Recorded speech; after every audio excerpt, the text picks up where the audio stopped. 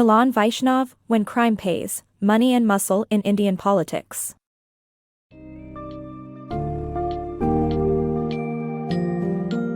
In When Crime Pays, Money and Muscle in Indian Politics, Milan Vaishnav offers a deep dive into the Indian political landscape and the rising involvement of criminals in political office. The book explores the factors that make the Indian public sector susceptible to corruption and how criminals have turned politicians, capitalizing on the system to bolster their illegal endeavors.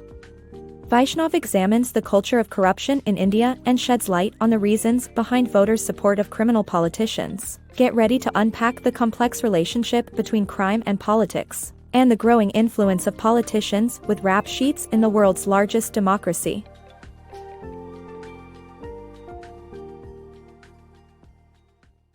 Criminal politicians, a norm in India. India's political system is rife with criminal politicians who exercise their power through fear and violence. This book's summary sheds light on the commonality of criminal elements in politics in India, where even lawmakers who have committed serious crimes continue to hold office. The summary also highlights how the complex land regulation system provides a breeding ground for granting discretionary access to land by politicians and bureaucrats, where corruption is rampant. Despite the Supreme Court of India ordering politicians to disclose their criminal history in 2003, the number of politicians facing serious criminal charges has increased over the years. Research shows that 21% of Indian politicians faced serious criminal charges in 2014, compared to 12% in 2004. This book's summary brings to light a grave reality in India's democracy, where the line between criminals and politicians is blurred. Corruption and criminality in Indian politics. Indian politics enables candidates with criminal backgrounds to thrive due to inadequate law enforcement, systemic corruption, and politicians exploiting a weak state. Criminal politicians can exploit the bureaucratic regulations for profit and use their authority to promote their illegal activities. The prevalence of politicians with criminal records in Indian politics is a concerning trend. In the 2004, 2009, and 2014 general elections, candidates with criminal backgrounds were 3 times more likely to win than their clean counterparts. This trend highlights a grim reality in Indian politics: the low priority given to law enforcement. India has the smallest number of police officers per capita among the G20 nations, and most engage in bureaucratic duties, leaving little to no effort towards crime fighting. India's public sector is susceptible to corruption due to 3 prevalent factors.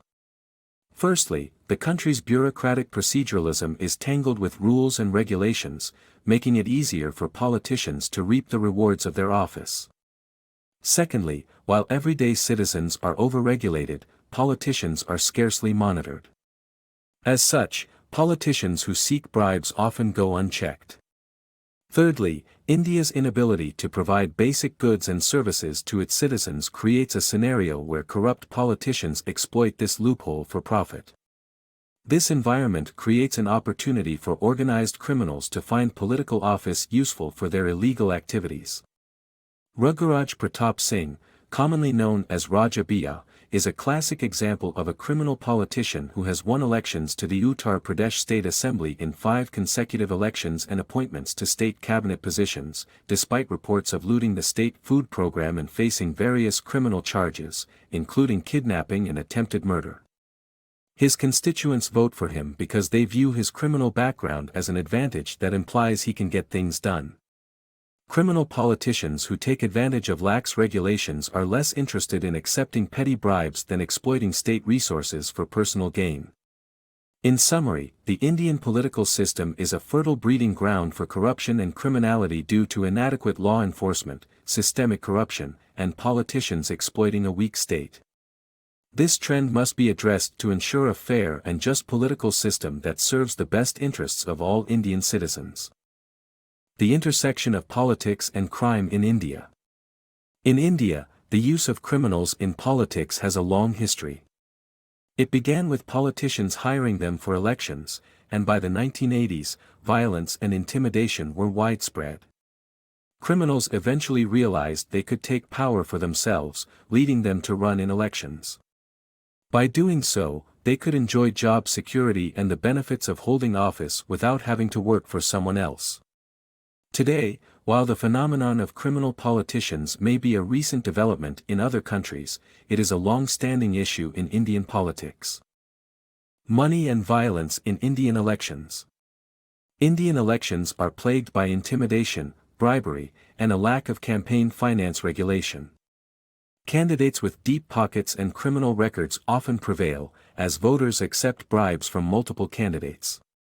Holding political office is lucrative, hence the willingness to spend heavily on campaigns. India, with a population of 1.25 billion and fiercely competitive party system, has struggled to regulate its election finance. By the 1990s, money became the primary tool for rigging elections. With weak political parties who favor candidates who can bankroll their campaigns, running for office can cost around $2 million. The final days of the campaign are when most of the spending occurs. Candidates and their supporters dole out cash and liquor in exchange for votes. Vote buying is an inexact science, and it's an accepted reality that voters take bribes from multiple candidates. The criminal-to-candidate transition has also led to an increase in the incidence of coercive violence around elections. Violence has become a tool to intimidate voters and rival candidates. Campaign finance regulation is at an all-time low, but candidates are willing to spend heavily because holding a political position is often lucrative. According to an analysis of legislators' financial disclosures, lawmakers saw their average wealth soar by 222% after just one term. Candidates with criminal records often enter the political arena better off than those without.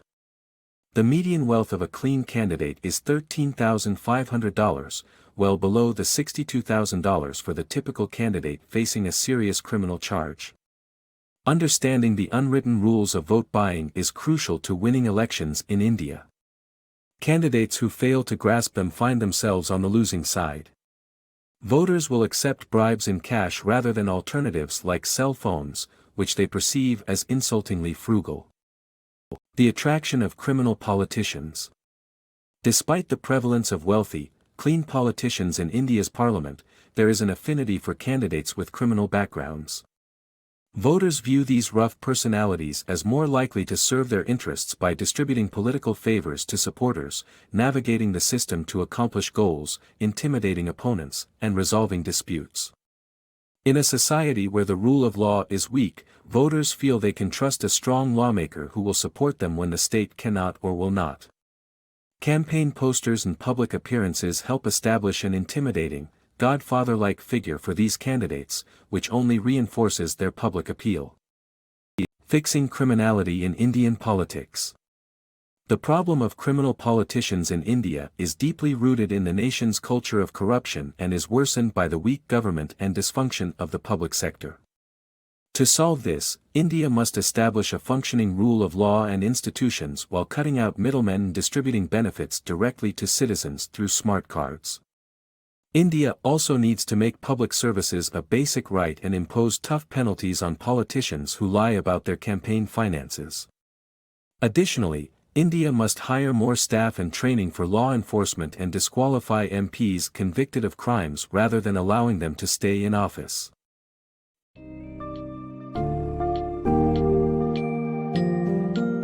Milan Vaishnav's When Crime Pays highlights the increasing presence of criminals within India's political system, and why they have gained the support of the electorate. The book points to three main factors that allow corruption to permeate the public sector: bureaucratic proceduralism, a weak state, and the inability to provide basic goods and services to citizens. As a result, these politicians are seen as powerful figures willing to bend the rules for the greater good. To counter the ever-growing problem of criminality in Indian politics, Vaishnav suggests solutions such as reducing bureaucracy, increasing government staffing, better police training, and more transparency in financial disclosures and campaign spending. Tackling the deeply rooted nature of corruption and criminality within the Indian political system is a complex issue, but one that cannot be ignored.